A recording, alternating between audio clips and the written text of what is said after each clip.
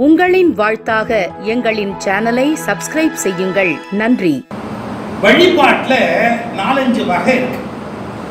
பக்தியின் மூலம் நடத்துகிற வழிபாடுன்னு ஒண்ணு உண்டு. அதுக்கு எந்த இலக்கணமும் கிடையாது. சும்மா ஒரு பொம்மையை பிடிச்சி வைக்கலாம், ஒரு களிமண்ணை பிடிச்சி வைக்கலாம், நான் இன்னிலேருந்து சாமின்னு கும்பிடுவேன் அப்படிங்களா. நீங்க பாடலாம், ஆடலாம், பூ எடுத்து போடலாம், நீங்க சாப்பிட்ற சாப்பாடை கொடுக்கலாம், நீங்க சாப்பிட்ற ஒரு ஸ்வீட்டு எடுத்து கையில கொடுக்கலாம். Nobody can question it. பக்திக்கு எந்த சாஸ்திர இலக்கணமும் கிடையாது. ஆனா பக்தியை தாண்டி ஆகம ரீதியா பிரதிஷ்டை பண்ணிட்டா சில ரூல்ஸ் அண்ட் ரெகுலேஷன்ஸ் வந்துடும். இப்ப கபாலி கோயிலுக்கு போனீங்கன்னா எத்தனை மணிக்கு நட திறக்கிறது, உச்சிக்கால பூஜை எத்தனை மணிக்கு, மத்தியான பூஜை எத்தனை மணிக்கு, ராத்திரி திருப்பள்ளி சுவாமி பள்ளி அறைக்கு போறது எத்தனை மணிக்கு, எல்லாத்துக்கும் ஒரு காலம் உண்டு, ஒரு பூஜை உண்டு. அது மாதிரி காலையில சுவாமியை எழுப்புனா திருப்பள்ளி எழுச்சி பாடி எழுப்பி ஒரு மரியாதை உண்டு. அப்படிதான் சுவாமியை அழைச்சிட்டு வரணும் அப்படின்னு ஒரு என்ன சொல்றது கிரமம் ஒரு முறை உண்டு. சிவாச்சாரியார்கள் யாகத்துல கும்பாபிஷேகம் பண்ணி வைக்கும் போது சார் சிவாச்சாரியாருடைய மெத்தடு வேறு, வைதிக பிராமணர்களுடைய மெத்தடு வேறு. கும்பாபிஷேகத்திலே வைதிக பிரதிஷ்டை, ஆகம பிரதிஷ்டை என்று தனித்தனி. பக்த பிரதிஷ்டை அப்படிங்கிறது தனி. இப்ப பக்த பிரதிஷ்டை அப்படிங்கறத யாருமே கொஸ்டின் பண்ண முடியாது. ஆனா ஆகம பிரதிஷ்டை அப்படிங்கறத சிவாச்சாரியார்கள் மட்டும்தான் பண்ண முடியும். ஏன்னா அவங்களுக்கு ஆகமங்கள்ல பதிவு இல்ல, கோயில் பட்டாச்சாரியார்கள் பண்ண முடியும். வைஷ்ணவத்துக்கு ஆகமம் உண்டு, அதன்படி அவங்க பண்ணுவாங்க. வைதிக பிராமணர்கள் வைதிக பிரதிஷ்டை அப்படின்னு பண்ணுவாங்க. அது வேதத்தை அடிப்படையாக கொண்டது வைதிக பிரதிஷ்டை. கேரளால எப்படின்னு கேட்டீங்கன்னா தாந்திரிக் மெத்தட். இப்ப நம்ம ஊர்ல குருக்கள்னு பேரு பூஜை பண்றவங்களுக்கு, சின்ன மாரியம்மன் கோயில பூசாரி அப்படின்னு பேரு, பண்டாரம்னு பேரு, குருக்கள்னு பேரு, ஐயர்னு பேரு, நம்ம விதவிதமான பேர் வச்சிருப்போம். கேரளால தந்திரி அப்படின்னு தாந்திரிக் மெத்தட்ல அவங்க பூஜை பண்ணுவாங்க. நம்ம எல்லாரையும் விட அவங்க சில மரபு ஒழுக்கம் வச்சிருப்பாங்க. பிரசாதம் கொடுத்தா கூட தூக்கி தான் போடுவாங்க. ஒரு இலையில வாழை இலையில விபூதி குங்குமத்தை வச்சு அப்படி தொடாதபடி தூக்கி போடுவாங்க. நம்ம என்ன நினைக்கிறோம், நம்ம அவமானப்படத்தான் நினைக்கிறோம். அப்படி இல்லை. ஒரு மனிதனை தீண்டுவதன் மூலம் அவர்கள் சேகரித்திருக்கிற அந்த தெய்வ சக்தியை இழந்துருவாங்க. அது கூடாதுங்கிறதுக்காக யாரையும் தொடாம ஒரு காரியம் பண்ணுவாங்க. அவங்க பூஜா காலம் முடிகிற வரைக்கும் கோயிலுக்குள்ள இருப்பாங்க, வெளியில வரமாட்டாங்க. கோயிலுக்குள்ளேயே தங்குவாங்க, வெளியில வரமாட்டாங்க. அந்த அவங்க முறை முடிகிற வரைக்கும் கோயிலை விட்டு கூட வெளியே வர மாட்டாங்க. இப்படி ஒவ்வொரு பகுதியில ஒவ்வொரு விதத்துல இந்த பூஜா கிரமங்களின்படி பிரதிஷ்டைகள் நடைபெறுகின்றன, பூஜை முறைகள் நடைபெறுகின்றன. இத மனசுல வச்சு இப்ப நான் 3 விஷயம் சொல்றேன். அது எந்த அளவுக்கு நியாயம் இருக்குன்னு நீங்க யோசிக்கணும். ஒன்று, ஒவ்வொரு வழிபாடு ஒரு நோக்கத்துக்காக கிரியேட் ஆகும். லலிதா சகஸ்ரநாமம் படிச்சிருக்கீங்களா? லலிதா சகஸ்ரநாமத்துல அம்பாளுக்கு மஞ்சள் பொங்கல் வையி நைவேத்தியம், ஒரு தேவதைக்கு ஹரித்ரா நைக்க ரசிகா அப்படின்னு வரும். மஞ்சள் பொங்கல் வை. இன்னொன்னு என்ன வரும் கேட்டா தர்ஜன பிரியா, தயிர் சாதத்தில் பிரியமுடையவள் அப்படின்னு வரும். இதை வெளிப்படையா படிச்சுட்டு என்ன சொல்லுவாங்க, என்னங்க அநியாயம், பொங்கல்ல சாமிக்கு பிரியமா, தயிர் சாதத்துல பிரியமா, இவனுக்கு என்னென்ன பிரியமோ எல்லாம் சாமி பேர்ல ஏற்றி வச்சுட்டாங்க அப்படிமா. கிடையாது. ஏன் இதை வச்சாங்கன்னு தெரிஞ்சுக்காங்க. உங்களுக்கு நரம்புல பாதிப்பு இருக்குமானா தயிர் அன்னத்தை நைவேத்தியம் பண்ணி சாப்பிடுவது நல்லது. உங்களுக்கு நோய் எதிர்ப்பு சக்தி வேணும்னா மஞ்சள் கலந்த மஞ்சள் பொங்கல் அதை சாப்பிடுவது நல்லது. தோலுக்கு, எலும்புக்கு, அஸ்தினா எலும்புக்கு ஒன்னொன்னுக்கு என்னென்ன வேணும்னு அந்த நைவேத்தியத்துல ஒரு குறிப்பு இருக்கு. அதை தான் நைவேத்தியம் பண்ணணும். அந்த பிரசாதத்தை நீங்க சாப்பிடணும். சாப்பிட்டா ஒரு மண்டலம் நீங்க தொடர்ந்து சாப்பிட்டா தோல்ல நோய் இருந்தா தோல் நோய் போயிடும். ரத்தத்துல உங்களுக்கு சுத்தம் இல்லைன்னா ரத்தத்தை சுத்தம் பண்ணிடும். இதுக்காக அந்த டாகினி, ராகினி, காக்கினி இப்படிலாம் அம்பாளுக்கு பேர் இருக்கு. இப்போ அப்படியே மொத்தமா அப்படியே லலிதா சகஸ்ரநாமத்தை படிச்சுட்டு குழந்தைத்தனமா சொல்றேன், என்னங்க சாமிக்கு இவ்வளவு நைவேத்தியம் வைக்கணுமா? கிடையாது. நீ என்ன பர்பஸுக்கு பூஜை பண்றியோ அந்த பர்பஸுக்குரிய நைவேத்தியம் வைக்கணும். ஒரு கோயில்ல சுவாமிக்கு இந்த பூ தான் போடணும், இந்த பூ போடக்கூடாது அப்படின்னு வச்சிருப்பாங்க. இந்த புஷ்பம் தான் போடணும், இந்த புஷ்பம் சுவாமிக்கு போடக்கூடாது அப்படிம்பார். விவரம் கிட்ட என்ன சொல்லுவாங்க, கடவுள் எல்லாத்தையும் தானே ஏத்துக்குவார். உண்மைதான். பக்தியில நீ என்ன பண்ணாலும் கேள்வி கிடையாது. ஆனா டெக்னிக்கலா ஒரு யுக்தியை கையாண்டு இந்த பூவால தான் பூஜை பண்றதுன்னு மரபை உணர்வை ஏற்படுத்தினா அதுக்கு ஒரு காரணம் இருக்கு. இப்ப சொல்றேன். மல்லிகைப்பூ வந்து காமத்தை தூண்டும், தாழம்பூ காமத்தை தூண்டும், தாமரை மனதை அமைதிப்படுத்தும். இப்ப சில குறிப்பிட்ட பூஜையில தாமரை மட்டும்தான் பூஜை பண்ணுவாங்க, சில குறிப்பிட்ட பூஜையில தாழம்பூ யூஸ் பண்ணுவாங்க. ஏன்னா காமம் என்பதை ஒருவனுக்கு ஏற்படுத்தக்கூடிய வழிபாடா பண்ண வேண்டியிருக்கு அப்படின்னா தாழம்பூ யூஸ் பண்ணுவாங்க. தாழம்பூ யூஸ் பண்ற இடத்துல தாமரைப்பூ யூஸ் பண்ண மாட்டாங்க. எல்லாமே ஒரு கிரியை, ஒரு கணக்குக்காக செய்யற வழிபாட்டு முறை. இதுல எல்லாரும் உள்ள நுழைஞ்சு அதை போட்டா என்ன இதை போட்டா என்னன்னு கேட்கக்கூடாது. பக்தியில யார் வேணா என்ன வேணா பண்ணாலும் கொஸ்டினே கிடையாது. அப்ப பக்தி பூர்வமா செய்யற வழிபாடு வேறு, ஆகம தாந்திரிக் மெத்தட்ல பண்ற பூஜை என்பது வேறு. சயின்டிபிக்கா இதை முதல்ல புரிஞ்சுக்கணும். நம்பர் 2, ஐயப்பன் வழிபாடுங்கிறது என்ன? அதெல்லாம் பர்டிகுலரா ஆம்பளைங்களுக்கு மட்டுமே உரிய வழிபாடா? Yes yes, strong yes. Number 2, is it not a gender discrimination? நான் ஒரு கேள்வி கேட்கறேன், தப்பா நினைக்காதீங்க. எல்லா இன்டர்நேஷனல் ஏர்போர்ட்லயும் டாய்லெட் லேடிஸ்னு போடுற ஜென்ட்ஸ்னு போடுற, is it a gender discrimination? ஒரு லேடிஸ் டாய்லெட்ல ஜென்ட்ஸ் போலாமா? ஜெண்டர் டிஸ்கிரிமினேஷன் சொல்லாம இல்ல, ஃபெசிலிட்டேஷன். அவங்களுக்கான ஒரு ஃபெசிலிட்டி, இவங்களுக்கான ஒரு ஃபெசிலிட்டி. ஃபெசிலிட்டேட் பண்றது நாட் எ டிஸ்கிரிமினேஷன். நம்ம நிறைய ஃபெசிலிட்டி பண்ணி ஆகணும் உலகத்துல. இப்போ நான் அதே காரணம் சொல்ற பாருங்க, மேலுக்கு மட்டும் ஒரு வழிபாடுங்க அயோக்கியத்தனம் இல்லையா? ஏன்பா பெண்ணுக்கு மட்டுமே மார்கழி மாசத்துல திருப்பாவை திருவம்பாவை நோன்பு நோக்கிற வழிபாடுன்னு பெண்ணுக்கு மட்டுமே ஒரு வழிபாடு வச்சிருக்கிறாங்களே, அதுல ஆம்பளை கிடையவே கிடையாது. அது அக்கிரமம் இல்லையா? இப்ப ஆண்டாள் திருப்பாவை பாடி நோன்பு நோக்கிறார், மாணிக்க வாசகர் திருவம்பாவை பாடி நோன்பு நோக்கிறார். ஒரு ஆம்பளை பாடுற மாதிரி பாட்டு இருக்கா?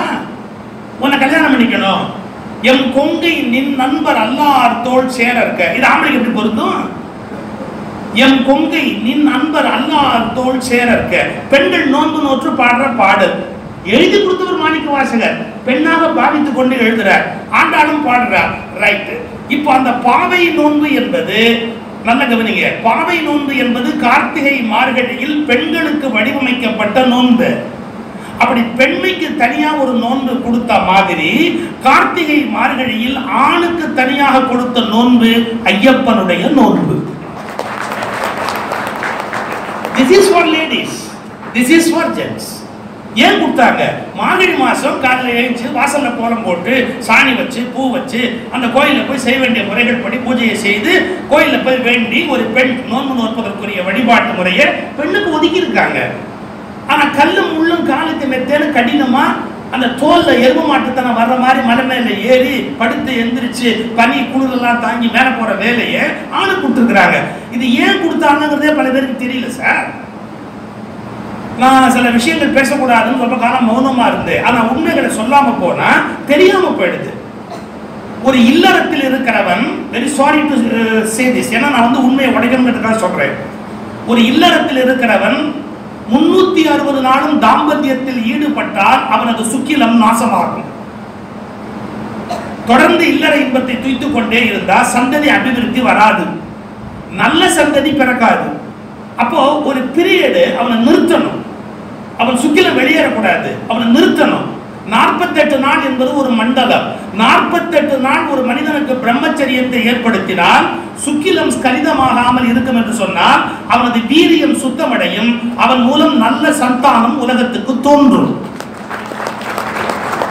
நீங்க 48 நாள் எப்படி ஸ்டாப் பண்ணுவீங்க? அவனுக்கு பெண் பற்றிய நினைப்பு வரக்கூடாது. ஏன்னா பெண்ணை நினைச்சாலே ஸ்கலிதமாவது என்பது தவிர்க்க முடியாது. இயற்கையை நம்ம புரிச்சுக்கணும். அப்ப என்ன பண்றாங்க? பெண்ணில் இருந்து விலகி அவன் ஒரு கிட்டத்தட்ட ஒரு துறவியை போல வாழ்வதற்குரிய பழக்கத்தை கொடுத்து அவனுக்கு மாஸ்குலின் ஆட்டிடியூட் டெவலப் பண்றாங்க. ஏன் துண்டை வச்சு கீழப்படு, நீ பாட்டுக்கு சடப்படாம கோயிலுக்கு போ, நல்ல வெயில் மழை எல்லாத்தையும் பஸ்டல்ல குளி, ஆற்றுல குளிச்சு வெளியே போ. சார் சில பேர் உடம்பால ஆணா இருந்தா கூட மாஸ்குலின் ஹார்மோன்ஸ் கம்மியா இருக்கும். உடம்பு ஆண் தான், ஆனா மாஸ்குலின் ஹார்மோன்ஸ் கம்மியா இருக்கும். அதை எப்படி டியூன் பண்ண முடியும் தெரியுங்களா? கல்லுலையும் உள்ளுலையும் நடந்து நீங்க உங்க பாடியை எக்ஸ்போஸ் பண்ணி டஃப்பா ஆக்குனீங்க அப்படின்னா மாஸ்குலின் ஹார்மோன்ஸ் உடம்புல தானாவே சுரக்கும். இப்போ இந்த ஆண் தன்மையை ஒருவனிடத்துல கூட்டினாதான் குழந்தை இல்லாதவனுக்கு கூட 48 நாள் கழிச்சு குழந்தை கிடைக்கும். நீங்க வந்து எத்தனை பேர் வீட்டுல கதை கேளுங்க, மலைக்கு போறதுக்கு முன்னாடி வேண்டிட்டு போன, மலைக்கு போயிட்டு வந்ததுக்கு அப்புறம் புள்ள பிறந்ததால மணிகண்டன் பேர் வச்சேன்னு சொல்ற கதை எத்தனை உண்டுன்னு கேளுங்க. சோ இவனுக்குள்ள மாஸ்குலின் ஹார்மோன்ஸ் மேல டியூன் பண்றதுக்கும் இவங்களுக்குள்ள ஃபெமினைன் அந்த ஈஸ்ட்ரோஜன் இதெல்லாம் டெவலப் ஆகிறதுக்கு வேண்டிய டெக்னிக்கும் பெண்களுடைய வழிபாட்டில் இருக்கு. அவனுக்கு அந்த ஹார்மோனை டியூன் பண்றதுக்கான வழிபாடு வழங்கப்பட்டிருக்கிறது. நான் இன்னும் 2 விஷயம் சொல்றேன். ஐயப்பன் உட்கார்ந்து இருக்கிற போஸ் யாராவது கவனிச்சிங்களா? அது மாதிரி எங்கேயாவது ஒரு பெண் தெய்வம் உட்கார்ந்து இருக்கிற சிற்பத்தை நீங்க இந்தியாவில் காட்ட முடியுமா? ஒரு குத்த வச்சு உட்கார்ந்து இருக்காங்கல்ல, குத்த வச்சு உட்கார்ந்த மாதிரி ஒரு பெண் தேவதையினுடைய சிற்பம் நீங்க இந்திய கோயில்கள்ல எங்கேயாவது காட்ட முடியுமா? 2 பேர் தான் அப்படி உட்கார்ந்து வடிவம் கொடுப்பாங்க. ஒன்று நரசிம்மர், இன்னொன்னு ஐயப்பன். யோகப்பட்டம் காலில் கட்டி உட்கார்ந்து இருக்கிற மாதிரி ஐயப்பனுடைய வடிவம் இருக்கும், யோக நரசிம்மருடைய வடிவம் இருக்கும். மன்னிச்சுக்கங்க, நான் உண்மையை உடைச்சுக்கிறேன். மாஸ்குலின் டெண்டன்சியில அந்த இடங்களை டியூன் பண்ணி வலிமைப்படுத்துவதற்குரிய பெஸ்ட் போஸ்டர் என்ன அப்படின்னு கேட்டா அந்த குத்த வச்சு உட்கார்ந்து அதை டெவலப் பண்றதுக்கான ஒரு டெக்னிக், அதுக்கான ஒரு முத்திரை, அதுக்கான அடையாளம் அந்த சிற்பம். இதெல்லாம் பகிரங்கமா பேச முடியாது. ஆனா இன்னைக்கு எங்களை பேச வச்சுட்டீங்க. வேற வழி இல்லாததால நான் வெக்கத்தை விட்டுட்டு பேசுறேன். அந்த போஸ் இருக்கு இல்லையா, ஐயப்பன் உட்கார்ந்து இருக்கிற போஸ் இருக்கு இல்லையா, ஆமா, ஒருவருடைய ஆண்மையை கூட்டுவதற்கான போஸ். ஒவ்வொரு போஸ்ல ஒரு ரகசியம் இருக்கு சார். காளி பொம்மை பார்த்துருக்கீங்களே, காளி என்ன எப்படி நிக்குது, நாக்க கீழே தொங்க போட்டு நிக்குது. ஒரு கவிஞன் குறும்பா எழுதுறான், குறும்புல கொழுப்பா எழுதுறான். போஸ்ட் ஆபீஸில் ஸ்டாம்பு ஒட்டுவதற்கு வசதி. ஒவ்வொரு இடத்திலும் காளி சிலையை கொண்டு வந்து நாட்டில் எச்சலை ஒட்டி ஸ்டாம்ப் போட்டு வரோம். இவர் எழுதுறான் ஒரு கவிஞன். உனக்கு தெரியுமா காளி ஏன் அப்படி நாக்க தொங்க போட்டுன்னு தெரியுமா? உங்களுக்கு அளவு கடந்த கோபம் வருகிற போது, அளவு கடந்த கோபத்திலேருந்து நீங்க மீண்டும் வெளியே வரணும் அப்படின்னா, உங்க கோபம் ஹார்ட் அட்டாக்கா மாறாம இருக்கணும்னா, உங்க கோபம் உங்களுடைய சிஸ்டத்தை கெடுக்காம இருக்கணும்னா, பிளீஸ் நாக்க வெளியில தள்ளி, நாய் பார்த்துக்கீங்களா, நாக்க வெளியே தள்ளி போட்டு நான் செஞ்சிருவேன், அப்புறம் அதே மாதிரி இருக்குன்னு சந்தோஷத்தோடு நீங்க வீட்டுக்கு போவீங்க. நாக்க நல்லா வெளியே தள்ளி, இந்த தொண்டைக்குழி இருக்கு இல்லையா, தொண்டைக்குழியை நல்லா அசைச்சோன்னு வச்சுங்க, நாக்குல இருந்து எச்சல் வடியணும். நாய் செய்தில்ல, அதை செஞ்சீங்கன்னா வித்தின் 2 minutes உங்க கோபம் ஒன்றும் இல்லாமல் போயிடும். அது வந்து யோகால ஒரு டெக்னிக். அது உங்க ஸ்ட்ரெஸ், உங்களுடைய அளவு கடந்த அந்த வேதனை, கோபம், ஆத்திரம் எல்லாத்தையும் வெளியே தள்ளணும்னா நாக்க வெளியே தள்ளி அந்த நாய் செய்யற மாதிரி அதை காளி செல்ல கொண்டு வச்சா. அகோரமான அளவு கடந்த கோபத்தில் இருக்கிறவள் காளி. அவன் நாக்க வெளியே தள்ளியிருக்கான கோபத்தால் அல்ல, கோபத்தை நீக்குவதற்கான வழியை சமூகத்துக்கு கற்றுக் கொடுப்பதற்காக. எப்படி கோபத்தை வெளியே தள்ளுறது? நாக்கு எவ்வளவுக்கு அவ்வளவு வெளியில வருதோ அவ்வளவுக்கு அவ்வளவு உங்க கோபம் சீக்கிரம் குறையும். இந்த நாக்கு வெளியே எவ்வளவு கூட வருதோ அவ்வளவு கூட கோபம் குறைஞ்சிடும்.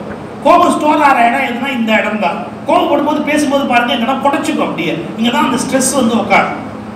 இதை கிளியர் பண்றதுக்கு காளி சிலையில இதை வச்சிருக்கிறார். மாஸ்குலின் டெண்டன்சியை கூட்டுறதுக்கு ஐயப்பன் சிலையில டெக்னிக் வச்சிருக்கிறார். யோக நரசிம்மர் சிலையில வச்சிருக்கிறார். பெண் தேவதைகள் அப்படி உட்காராது. ஒரு காலம் அடிச்சு ஒரு காலம் தொங்க கொடுத்தா உட்கார்ந்து, இல்ல பத்மாசனத்துல உட்கார்ந்து 2 காலையும் அடிச்சு அப்படியே உட்கார்ந்துருக்கும். இதான் பெண் தெய்வ சிற்பங்களுடைய அமைப்பு முறை. 2, அந்த 48 நாள் விரதம் இருந்தால் சுக்கிலம் கெட்டிப்படுகிறது. ஆண் வழிபாட்டு முறை அங்கே அமைந்திருக்கிறது. இவங்க மேல மலைக்கு மேல போயிட்டு வரும்போது மாஸ்குலின் ஹார்மோன் கூடுகிறது. இதெல்லாம் கணக்கு பண்ணி ஆண்களுக்கான வழிபாடாக வைத்து மனதளவில் அவர்கள் பாதிக்கப்படாமல் இருப்பதற்கு ஒரு காரணமாக அந்த பெண்கள் வர வேண்டாம் என்பது ஒரு சைக்கலாஜிக்கல் ரீசன். அதை தாண்டியும் இன்னொரு காரணம் இருக்கு சார். நம்ம ஹிந்துயிசத்துல மட்டும் ஒரு வேடிக்கையான வழக்கம் என்னன்னு கேட்டீங்கன்னா, ஒரு குறிப்பிட்ட காலத்துல பெண்கள் பூஜை அறைக்கு வரக்கூடாது, பெண்கள் சில காரியம் செய்யக்கூடாது அப்படின்னு வச்சிருக்கிறோம். இதை சில பேர் கொடூரமா நடத்தி பெண்களை அவமானப்படுத்தினாங்கிறத நான் ஒத்துக்கிறேன். பெண்களை பனிஷ் பண்ணாங்க, பெண்களை வந்து அவமதிச்சாங்க, பெண்களை வந்து ஒரு ஓரமா உட்காந்து வச்சு எந்த ஆக்டிவிட்டி இல்லாம ஆக்கி அவங்கள வந்து அவமதிக்கிற மாதிரி பேசி தப்பு தப்பு தப்பு, அதெல்லாம் தப்பு, நான் ஒத்துக்கிறேன். ஆனா ஒண்ணு மறந்துடாதீங்க, அந்த காலகட்டத்தில் அவர்கள் ஏன் மிங்கிளாக வேண்டாம்னு வச்சாங்கிறதுக்கான ரீசன் நீங்க கரெக்டா புரிஞ்சுக்கிட்டீங்க அப்படின்னா, அந்த இடத்தை மட்டும் நம்ம நியாயப்படுத்தலாம். எது அவங்க பூஜை அறைக்கு வர வேண்டாம் அப்படிங்கிறது, சமையல் அறைக்கு வர வேண்டாம் அப்படிங்கிற கான்செப்ட் இருக்கிற நியாயம் மட்டும் புரிஞ்சுக்கிட்டா போதும். மற்றபடி ஆபீஸ் போகலாம், விளையாடலாம், அவங்க பள்ளிக்கூடம் போகலாம், உலகத்தை சமூகத்தோட பழகலாம், அதெல்லாம் அவங்க சௌரியத்தை பொறுத்தது. ஆனால் கோயிலுக்கு போக வேண்டாம், பூஜை அறைக்குள்ள வர வேண்டாம், சமையல் கூட பண்ண வேண்டாம். ஏன்? அதுக்கான காரணம் மட்டும் நான் சொல்றேன். நான் பேசுறதுனால பெண்கள் இந்த மன்னிக்கணும், இவ்வளவு ஓப்பனா நான் பேச வேண்டியிருக்கு, இல்லாட்டி இந்த விஷயத்தை புரிய வைக்க முடியாது. அதுக்காக நான் வரேன். எந்த பெண்ணுக்காவது கர்ப்பம் உண்டான பிறகு மாதவிலக்கு வருமா? மாதவிலக்கு தொடர்ந்து வந்தா கர்ப்பம் தங்குமா? ஏன் அந்த குழந்தை உண்டான உடனே மாதவிலக்கு நின்றுச்சுன்னு யாராவது யோசிச்சாங்களா? இந்த குழந்தைக்கு கண்ணு, மூக்கு, காது எல்லாம் வரணும்னு சொன்னா இதுக்கு வேண்டிய வெல்த், இதுக்கு வேண்டிய சக்தி யார் கொடுக்கணும் அப்படின்னு கேட்டா பெண்ணின் கர்ப்பப்பை கொடுக்கணும். அந்த சக்தி 10 மாத காலம் வெடிச்சு வீணா வெளியில போகாதபடி அது சேகரிக்கப்பட்டு மாதவிலக்கு நின்று சேகரிக்கப்பட்ட சக்தி தான் ஒரு குழந்தையை கர்ப்பத்தில் உருவாக்குகிறது. அந்த 10 மாத காலம் இது நின்று அந்த சக்தி அப்படியே அந்த குழந்தைக்கு மாறி இந்த குழந்தைய முழு வடிவம் பெற்று வெளியில வருது அந்த குழந்தை. நான் ஒரு சின்ன கேள்வி கேட்கட்டுமா? கருவறை, பெண்ணுடைய கர்ப்பப்பைக்கு பேரு கருவறை. இந்த கருவறையில் கடவுள்தான் குழந்தையாக வருகிறார். நம்முடைய கருத்து, கருவறையில் கடவுள்தான் குழந்தையாக வருகிறார். இந்த கருவறையில் கடவுள் குழந்தையாக வருகிற போது மாதவிலக்கு நிறுத்தப்பட்டிருக்கிறது என்றால் மாதவிலக்கு உள்ளவர்கள் கோயிலுக்கு போகலாம் என்ற ஜட்ஜ்மெண்ட் எந்த வகையில் நியாயமானது? அப்ப நீங்க இயற்கையை புரிஞ்சுக்கிட்டியா? ஏன் வீட்டு விளக்கை நிறுத்தி வச்சிருக்க? குழந்தை உருவாகிற வரையில கருவறையில் கடவுள் உருவாகிற போது வீட்டு விளக்கை இயற்கை நிறுத்தி வைத்திருக்கிறது. வீட்டு விளக்குடையவர்கள் கருவறை உள்ள கோயிலுக்குள் வரக்கூடாது என்பதில் இந்த நாட்டு வழிபாட்டு முறைக்குரிய ரகசியம் அடங்கி இருக்கிறது. ஒரு கோயில் சிலை திருடுறவன் எப்படி திருடுவான் தெரியுங்களா? அங்கிருந்து சுவாமியை வெளியேற்றணும். திருடுறதுக்கு முன்னாடி இந்த வீட்டு விளக்கான துணியை தூக்கி சாமி சிலை மேல போடுவான். சாமி அந்த இடத்த விட்டு போயாச்சுன்னு முடிவாயிடும், சிலையை திருட்டு போயிடுவான். இப்பெல்லாம் அப்படி கூட இல்லை, எப்படி வேணா திருடுறான். பார்த்துக்கிறவனே திருடுறான். சிலையை பார்த்துக்கிறவன் எவனோ அவனே திருடுறான். ஒன்றும் பண்ண முடியும். நான் சொல்ல வந்த செய்தி வேற. இந்த மாதவிலக்கு, இங்க மாதவிலக்கு இருக்கும்போது பக்தி பண்ணக்கூடாதுன்னு நான் அசட்டுத்தனமா பேசல. நான் பாரதம் படிச்சவன். பாஞ்சாலிக்கு அவமானம் நடந்த போது அவ எப்படி இருந்தா? பாட்டுல வருது, பாரதி சொல்றான், மாதவிலக்கு ஆதலால் அச்சா ஓராடை தண்ணில் இருக்கின்றேன். யாரு? பாஞ்சாலி சொல்றான். டேய், நான் ஒத்த துணியில இருக்கிறேன்டா, நான் எப்படி சபைக்கு வர்றது? வர முடியாது அப்படிங்கிறான். துச்சாசனை இழுத்துட்டு போறான், சபைக்கு கொண்டு போய் நிறுத்துறான். அவளுக்கு ஆடை குலைவுற்று நிற்கிறாள். அவள் ஆவென்று அழுது துடிக்கிறாள். அந்த நேரத்துல கிருஷ்ணனை கூப்பிடுறா, கிருஷ்ணா கிருஷ்ணா கிருஷ்ணான்னு. புடவை சுரந்ததுன்னு எழுதி வச்சான். அந்த காலகட்டத்தில் பக்தி செய்யக்கூடாது என்று சொல்லவில்லை, இறைவனை நினைக்க கூடாது என்று சொல்லவில்லை, வணங்கக்கூடாது என்று சொல்லவில்லை. பக்திக்கு அதை தடையாக கருதவே இல்லை. ஆனா ஆகம தாந்திரிக கிரியைகளுக்கு அது இது ஒரு சயின்ஸ் சார். அது ஒரு மாதிரி டெக்னிக் பண்ணி உண்டு பண்றான். அதாவது பாசிட்டிவ் எனர்ஜி, சக்தி களம் என்பதை கோயில்ல உண்டு பண்ணி வைக்கிறான். இது என்னன்னா இது நெகட்டிவ் எனர்ஜியா மாறி இருக்கு அந்த காலகட்டத்துல மட்டுமே. அந்த காலகட்டத்துல இது போய் மிங்கிள் ஆச்சுன்னு சொன்னா அந்த பாசிட்டிவ் எனர்ஜியோட பவர் குறைய தொடங்கும். இது வேண்டாமே அப்படின்னு நம்ம பெரியவங்க வச்சா எல்லாத்தையும் ஓப்பனா பேச முடியாது. ஆனா ஒரு மரபு வச்சா அதனால கோயில்ல அந்த காலகட்டத்துக்கு வர வேண்டாம். இது பெண்ணடிமைத்தனமா? அப்ப சார், எல்லா நாயன்மார்களும் நின்று கொண்டு சிவனை வணங்குவார்கள். எல்லா நாயன்மார்களும் நின்று கொண்டு சிவனை வணங்குவார்கள். காரைக்கால் அம்மையார் மட்டும் உட்கார்ந்து இருப்பார் சிவனுக்கு பக்கத்துல. ஏன்னா தாயை மதிக்காம என்ன கலைன்னு சிவபெருமானே காரைக்கால் அம்மையாரை உட்கார்த்தி வச்சு அழகு பார்த்தார்னு கதை எழுதி வச்சிருக்கிறோம். பெண்ணை மதிக்க வேண்டும் என்ற கலையை சிவபெருமான் பின்பற்றுகிறார்னு கதை எழுதி வச்சிருக்கோம். அப்ப இங்க ஒண்ணு பெண்ணை அவமானப்படுத்தணும், ஜெண்டர் டிஸ்கிரிமினேஷன் பண்ணுங்கிற அவசியம் இல்லை. இந்த பேஸ் ஆகம தாந்திரிக் கிரியையில் இருக்கிற ரகசியம் தெரியாத நீங்க செய்யுங்க, நான் ஒன்றும் வேணாம்னு சொல்லலை. அது மூலமா அந்த கோயிலுடைய அந்த சாநித்தியத்தை இழந்து இழந்து இழந்து மறுபடியும் புதுப்பிக்க வேண்டி வரும். அதனுடைய விளைவு என்ன அப்படிங்கிறது அவங்களுக்கு தெரியல. நான் என்ன பண்ண முடியும்? சட்டத்தை எதிர்த்து ஒன்றும் பேச முடியாது. ஆனால் ஒன்னே ஒன்று மட்டும் சொல்றேன், உண்மையான பக்தியுடைய பெண்கள் அந்த தீர்ப்பை மதிக்காதீர்கள். நாங்களும் பிடிவாதமாக போனால் என்ன என்று தவறான ஒரு காரியத்தை செய்யாதீர்கள். இந்த நீதிமன்றம் அல்ல, எந்த நீதிமன்றம் சொன்னாலும் அது சமய நெருக்கி விரோதமானது, பிழையானது. இந்த தவறான காரியத்தை பெண்கள் தயவு செய்து செய்ய வேண்டாம் என்று பணிவோடு கேட்டு